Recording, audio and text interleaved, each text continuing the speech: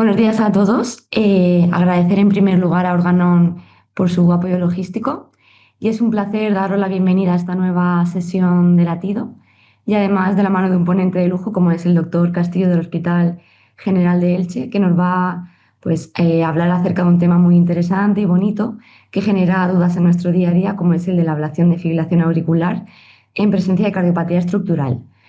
Y recordaros también que está habilitado el chat para que vayáis haciendo preguntas a lo largo de la sesión. Así que nada, sin más dilación, Jesús, te cedo la palabra.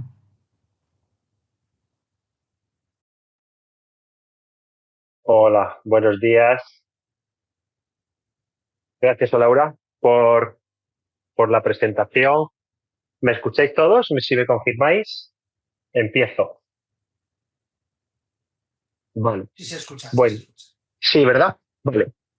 Como ha comentado Laura, la sesión va a ir de ablación de fibrilación auricular en cardiopatía estructural, que es un tema muy amplio, pero que lo vamos a enfocar sobre todo en insuficiencia cardíaca, aunque fuera del ámbito de la insuficiencia cardíaca y de las miocardiopatías, que pueden cursar sin insuficiencia cardíaca, pues también es un tema interesante. Lo que pasa es que ya se nos alargaría un poquito el tema y quizá eso para otra sesión un poquito más concreta de algunas miocardiopatías específicas se podría hacer más adelante. Por lo tanto, vamos a enfocarnos en la ablación de fibrilación auricular en insuficiencia cardíaca. La insuficiencia cardíaca y la fibrilación auricular son dos patologías muy entrecruzadas que comparten factores de riesgo, como es la edad, la hipertensión, la presencia de cardiopatía isquémica, valvulopatía, obesidad, diabetes, apnea del sueño, tóxicos, genéticas y más factores de riesgo son compartidos por ambas entidades. Además, la presencia de una entidad produce cambios que favorecen la aparición de la otra. Por ejemplo, la insuficiencia cardíaca, el aumento de presión y del volumen auricular va a predisponer a la aparición de fibrilación auricular, como es la dilatación también y la fibrosis auricular, la activación simpática, la inflamación, la congestión y la disminución del gasto cardíaco van a favorecer que aparezca fibrilación auricular. Nada, como decía, comparten la fibrilación auricular y la insuficiencia cardíaca, van a compartir unos factores de riesgo y van a tener unas características, la una que favorece la aparición del, ¿vale? Decía que la insuficiencia cardíaca, el aumento de presión, el volumen auricular, la dilatación, la activación simpática, la congestión, la disminución del gasto van a favorecer que aparezca fibrilación auricular. Y cuando aparece fibrilación auricular, pues podemos estar predispuestos a tener una miocardiopatía, una pérdida de contracción auricular, una irregularidad en la respuesta ventricular y un remodelado eléctrico y estructural que puede favorecer la aparición de insuficiencia cardíaca. Vamos a ahondar en algunos de estos mecanismos porque hay algunos artículos que se han publicado durante las últimas 2 décadas, sobre todo, son muy interesantes y nos ayudan o nos van a ayudar a comprender un poco la interrelación que hay entre ellas. Pues ya sabemos cuáles son las consecuencias clínicas de estas dos entidades y el manejo conjunto que se puede hacer, ¿no? Desde la anticoagulación hasta el tratamiento de las comorbilidades. Y dentro de este manejo conjunto, que es lo que nos vamos a centrar hoy, va a ser el control de ritmo y específicamente la ablación de fibrilación auricular para controlar. Son dos entidades, como ya he dicho, muy entrecruzadas. En este artículo, esta es un análisis de una cohorte de Framingham publicado hace ya muchos años, vemos que en pacientes con insuficiencia cardíaca, la aparición de fibrilación auricular a lo largo de los años es muy alta, llegando al 30% a 10 años de seguimiento. Lo mismo que ocurre en aquellos pacientes que tienen insuficiencia cardíaca, en los cuales la gran parte de estos pacientes van a desarrollar durante su evolución fibrilación auricular.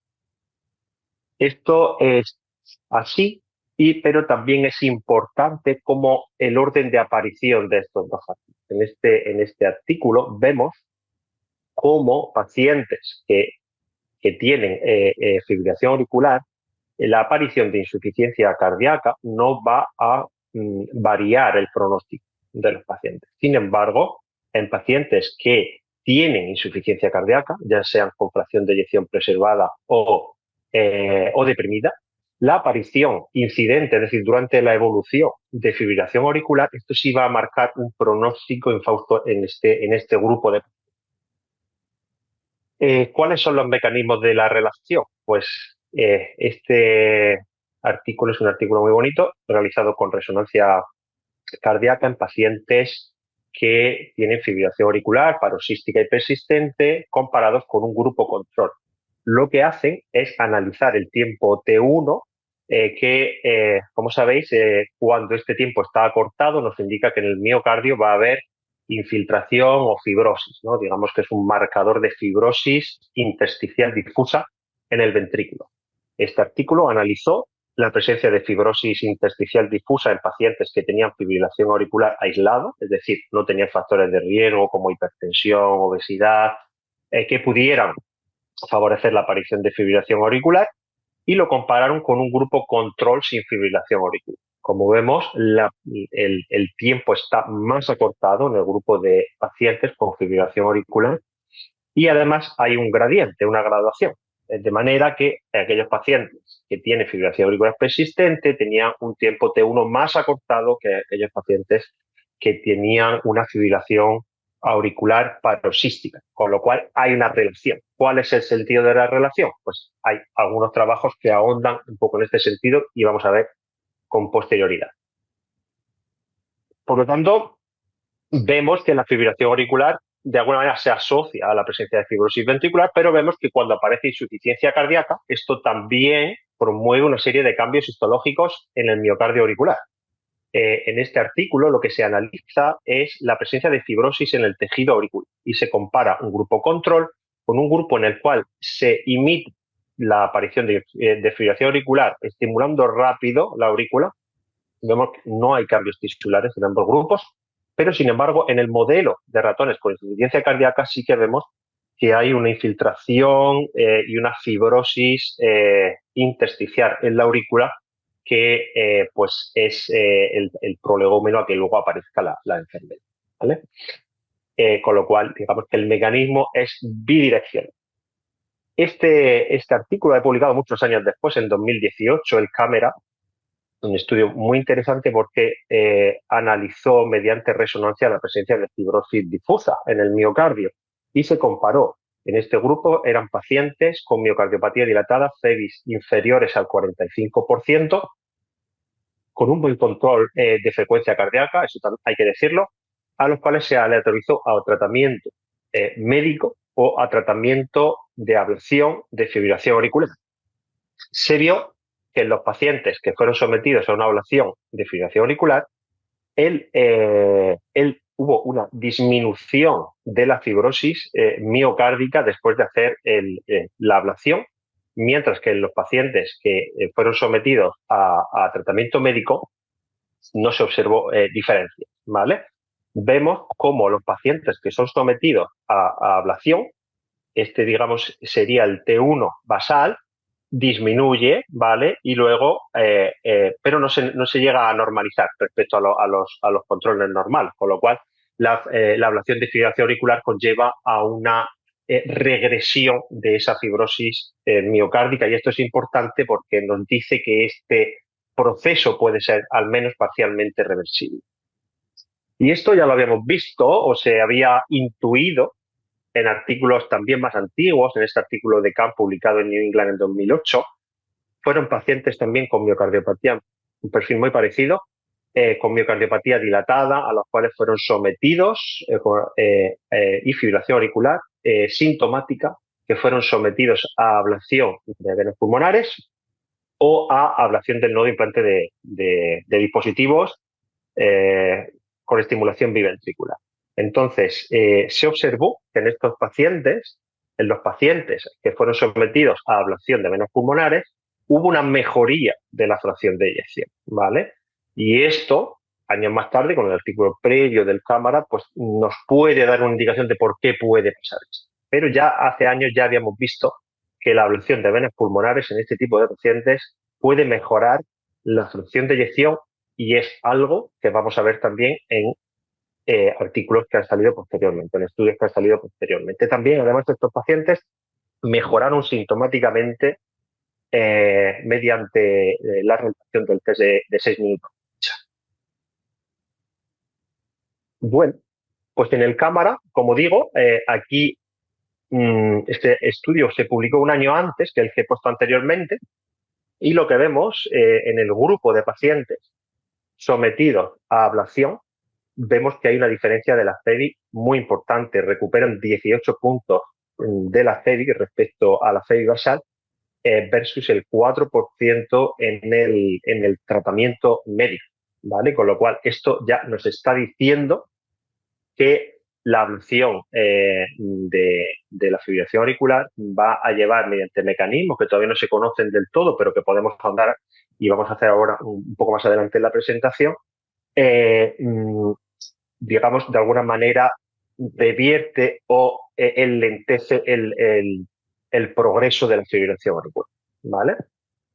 Curiosamente, en un subanálisis de este estudio, lo que se vio era que los pacientes que tenían realce tardío, esta mejoría después de la ablación era más discreta que en pacientes que no tenían realce tardío en la resonancia. Y esto nos lleva al concepto de progresión de fibrilación auricular, porque la fibrilación auricular no es una variable dicotómica, tengo o no tengo fibrilación auricular, me curo o no me curo de la fibrilación auricular, sino que es un proceso degenerativo en el cual nosotros, mediante diversas intervenciones, podemos influir y podemos frenar, ¿vale? De hecho, este statement de la AJA, publicado en 2018, hace hincapié en no tomar la fibrilación auricular como una variable dicotómica, sino entenderla como un continuo, ¿de acuerdo? ¿Por qué? Como sabemos, los pacientes que tienen fibrilación auricular tienen mucho más riesgo de tener eventos embólicos comparado con los pacientes que están en ritmo sinusal. Pero es que la fibrilación auricular no es esto de manera dicotómica, es así. Pero si lo analizamos, por ejemplo, simplemente separando la fibrilación auricular en aquellos que tienen fibrilación auricular permanente, persistente o paroxística, vemos que también hay una gradación. El riesgo en pacientes que tienen formas persistentes o permanentes es mayor que en aquellos pacientes que tienen formas paroxísticas. Con lo cual, frenar este progreso, esta progresión de la fibrilación auricular desde formas paroxísticas hasta formas persistentes o permanentes,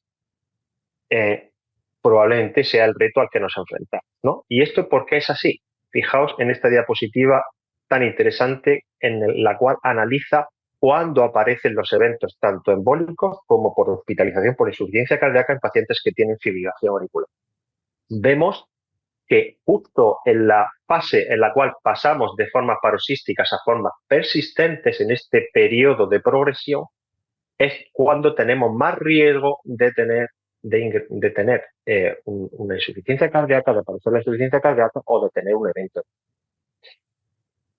¿Y qué podemos hacer para frenar la progresión de fibrilación auricular? Porque vamos a ver ahora después si la ablación de venas pulmonares es una estrategia válida para frenar esta progresión. Pero lo que sí que tenemos que tener en cuenta es que hay otros factores en los cuales tenemos que incidir si queremos que nuestras terapias tengan éxito. ¿Por qué? Porque estos factores sí que se han demostrado también que frenan la progresión de fibrilación auricular desde formas paroxísticas hasta formas persistentes o permanentes. Veis en este estudio que, por ejemplo, el control de la obesidad en los individuos en los cuales se consigue un control más agresivo de la obesidad, prácticamente solo el 3% de estos pacientes van a progresar. La fibrilación auricular en estos momentos va a progresar. Sin embargo, en pacientes que no tienen una pérdida de peso importante, la mitad de ellos van a progresar a formas paroxísticas o persistentes. Y al revés, van a tener también un remodelado reverso a estos pacientes que han perdido más peso comparado con los pacientes que pierden peso de una manera más ligera.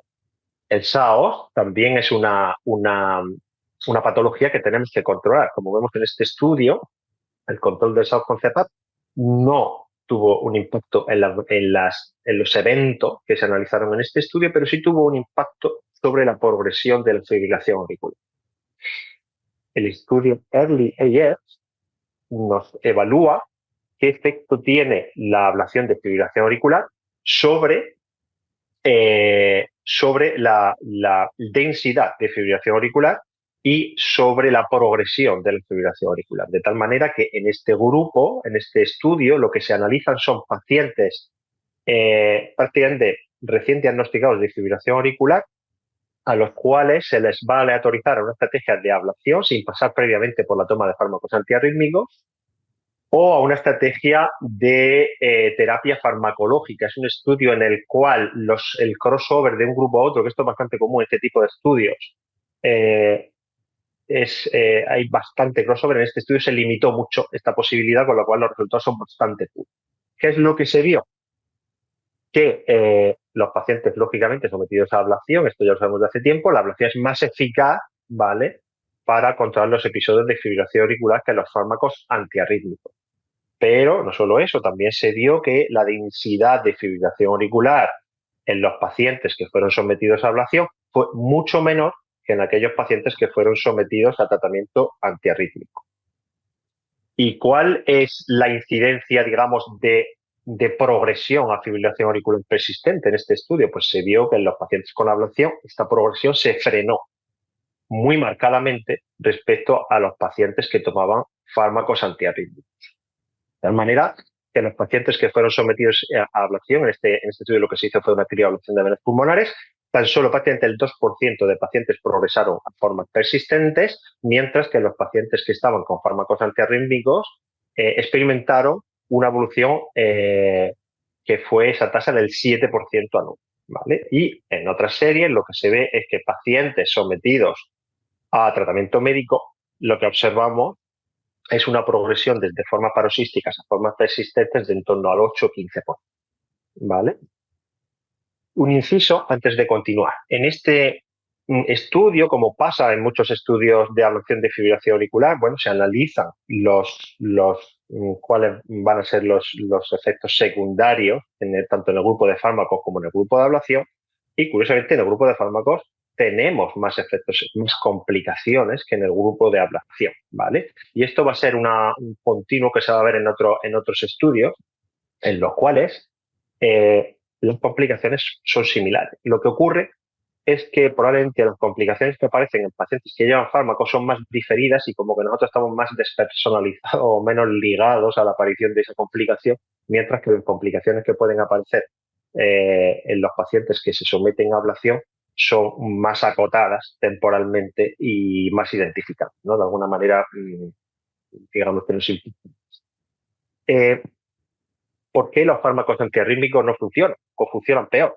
¿Vale? Este estudio ahondó en la fisiopatología y lo que vio es que fueron un grupo de unos 60 pacientes que se aleatorizaron, eran 3 grupos, pacientes normales y pacientes que tenían fibrilación auricular, y entre los pacientes que tenían fibrilación auricular se dividió en 2 brazos terapéuticos, un brazo de pacientes que fueron sometidos a ablación y otro brazo de pacientes que fueron sometidos a tratamiento médico.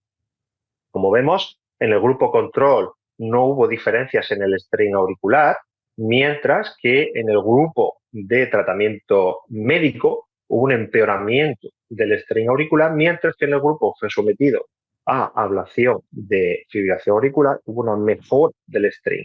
Esto también se vio en parámetros eléctricos de dispersión y de duración de la onda P. En los pacientes que fueron sometidos a ablación se vio un acortamiento de la onda, ¿de acuerdo?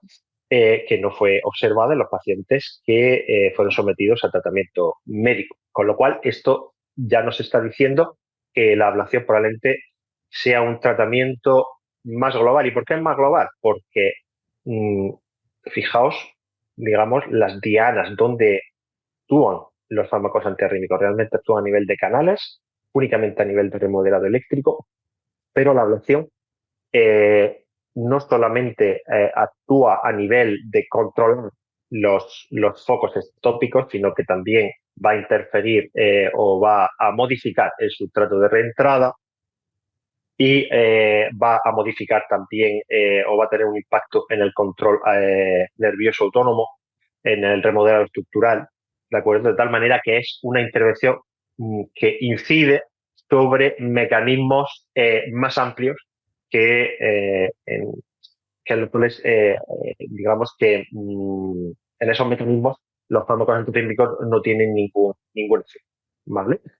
Pero bueno, todo esto Está bien, ya sabemos la relación que hay, todos estos estudios nos hacen ver que efectivamente hay una relación entre insuficiencia cardíaca y fibrilación auricular y que la ablación de fibrilación auricular va a mejorar diversos parámetros asociados a la insuficiencia cardíaca. Pero, ¿qué ocurre con los eventos?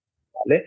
Vamos a analizar 4 estudios principales que he seleccionado 4 y los he seleccionado en toda la línea de progresión de la insuficiencia cardíaca. De tal manera que vamos a ver un poco en los diferentes estadios qué efecto puede tener la ablación. Este estudio, el ISAFNET-4, fue publicado en 2020 y es un estudio que no incluyó específicamente pacientes con insuficiencia cardíaca, aunque había pacientes con insuficiencia cardíaca dentro del grupo de pacientes incluidos. Era una fibrilación auricular que fue diagnosticada muy precozmente, menos de 12 meses antes de la autorización, y eran pacientes de alto riesgo de alguna manera. O eran pacientes añosos, o eran pacientes con insuficiencia cardíaca, con NIHAS 2, 3, o incluso algunos pacientes con disfunción ventricular, pacientes con factores de riesgo como hipertensión, diabetes, habían tenido un ictus, o tenían enfermedad coronaria o vascular o hipertrofia del ventrículo izquierdo. Es decir, eran pacientes, no se incluyeron pacientes jóvenes con fibrilaciones auriculares aisladas, sino que eran pacientes que tenían de alguna manera o factores de riesgo o ya cardiopatía establecida. Estos pacientes fueron aleatorizados a tratamiento farmacológico o ablación. Y veis que también el crossover aquí que hubo entre ambos grupos no fue grande, ¿de acuerdo? Fueron 2.800 pacientes y entraron 1.300 pacientes en cada grupo, ¿vale? ¿Qué es lo que se analizó aquí? Pues se analizó un endpoint primario que estuvo compuesto por muerte cardiovascular, ictus, hospitalización por insuficiencia cardíaca o síndrome coronario, y se vio que en aquellos pacientes que fueron sometidos a tratamiento médico se observó una incidencia superior de este endpoint primario, y esto fue significativo a lo largo del seguimiento, ¿de acuerdo? Con lo cual ya vemos que, digamos, actuar en estadios tempranos, en pacientes que todavía probablemente no tengan insuficiencia cardíaca, algunos de ellos pueden tener larvada, vamos a tener ya un beneficio, ¿no?, de la ablación sobre los fármacos antiarrítmicos. Quizá la piedra angular de la ablación de fibrilación auricular en la insuficiencia cardíaca sea el estudio PRESENT, publicado en 2018. Este estudio, pues yo creo que marcó un antes y un después. Se incluyeron pacientes con insuficiencia cardíaca con disfunción sistólica significativa, FEBIS de menos del 35%, un clase funcional que predominantemente era entre 2 y 3. Una cosa muy importante es que todos los pacientes eran portadores de dispositivos intracardíacos, con lo cual podíamos saber fehacientemente si en esos pacientes, después de la terapia que se le hace, si somos eficaces a la hora de controlar la fibrilación auricular, porque vamos a registrar todos los episodios de fibrilación auricular. Son pacientes en los cuales hay un predominio de fibrilación auricular persistente, que es una forma mucho más resistente al tratamiento. Y tenemos unas aurículas realmente dilatadas, con unos diámetros aproximados en torno a 50 milímetros, ¿vale? Vemos que en este estudio lo que vimos es, ya lo conocéis, la muerte hospitalización por insuficiencia cardíaca fue menor en el grupo de ablación que en el grupo de tratamiento, ¿vale? Y si lo separamos, la muerte, si lo separamos en ambas, por separado, digamos, también se observó una diferencia significativa en términos de mortalidad y en insuficiencia cardíaca, no solo de manera conjunta, sino también por separado. ¿Y qué nos enseñó también este estudio? O sea, o qué grupo de pacientes en el subanálisis mostró una eficacia o se vio una eficacia mayor? ¿En qué grupo de pacientes? Pues en los pacientes con insuficiencia cardíaca y FEBIS reducida, pero no extrema, ¿vale? FEBIS menores al 25%, quizás sea peor el resultado. En clases funcionales no tan avanzadas, clase funcional 2, en pacientes relativamente jóvenes, en pacientes que tuvieron una carga significativa de fibrilación auricular, y esto lo vamos a ver en el estudio posterior que vamos a presentar ahora, en pacientes sin comorbilidad estructural avanzada o pacientes que tienen ya un tratamiento médico ya optimizado, ¿vale? En contraste, los pacientes con insuficiencia cardíaca muy avanzada, múltiples comorbilidades o fragilidad importante, en estos pacientes el beneficio fue mucho más discreto o directamente no se observó, ¿vale? Años más tarde surge el estudio RAF e IF, que son pacientes con insuficiencia cardíaca sintomática, ¿vale? Que están en clase NIJA 2, 3, pero aquí también ya se incluyen pacientes con FEBI preservado, ¿vale? El 40% de los pacientes son con FEBI preservado, el 60% con FEBI reducida. Todos los pacientes tienen una fibrilación auricular de alta carga, un NT por BNP elevado, una aurícula izquierda que también es moderadamente dilatada y todos los pacientes también están con un tratamiento médico optimizado, ¿vale? Para su patología. Se vio, esto es el porcentaje de fibrilación auricular en el electro que se hace, tanto basalmente como durante el seguimiento en los dos grupos de aleatorización, tanto en el grupo sometido a ablación de fibrilación auricular como en el grupo sometido a tratamiento médico. Vemos que la tasa de fibrilación auricular en el electro basal ya es del 80% en ambos grupos o superior al 80%, y vemos que la ablación de fibrilación auricular disminuye drásticamente la persistencia de fibrilación auricular en los electros seriados, que baja de en torno a un 10 a un 20% durante el seguimiento. Y aunque no se hace un análisis de la densidad tal cual, pero esto ya nos está diciendo que estamos reduciendo mucho la densidad de fibrilación auricular en este grupo de pacientes. Sin embargo, no se vio un beneficio estadísticamente significativo en el endpoint analizado, pero sí que rozó la significación estadística. Si vemos análisis de subgrupos, lo que observamos es que pacientes con mucha densidad de fibrilación auricular paroxística o que tienen fibrilación auricular persistentes de duración corta, es quizás en esos pacientes donde vamos a obtener el mayor beneficio, y también en pacientes que van a tener disfunción ventricular respecto a los pacientes que tienen la FEBI conservada. Y esto, la insuficiencia cardíaca con FEBI conservada, esto es el día de la marmota, ¿no? Parece que ninguno de las terapias que ensayamos funciona también, ¿no? Antes hemos dicho en el estudio Castle que los pacientes con insuficiencia cardíaca más leve, por así decir, iban mejor. Pero es que 5 años después surge el Castle HTX, y este ya es el último estudio que presento. Aquí lo que se analizó fueron pacientes que se remiten a la consulta de pretrasplante, es decir, pacientes con fibrilación auricular terminal, pacientes con FEBI medias de menos del 30%, con fibrilaciones auriculares persistentes en el 70% de ellos, con NIJAS 3, 4 en torno a 2/3 de la población, y con un tratamiento médico óptimo y con una mortalidad sobre el papel del 20% durante el primer año desde que se envían a la consulta. Lógicamente no eran pacientes que todos entraran en lista de trasplante, pero eran pacientes de ese perfil de riesgo.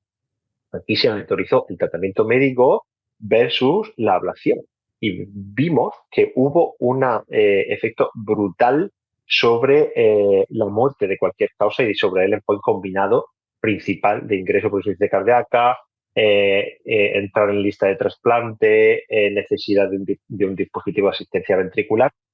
Todo eso se analizó en el endpoint primario y vimos que en el grupo sometido a ablación el beneficio fue directamente brutal, ¿no? Entonces, este estudio, digamos que nos rompe un poco el esquema, ¿no? Nos rompe un poco el esquema, pero también nos tiene que hacer pensar, yo creo, que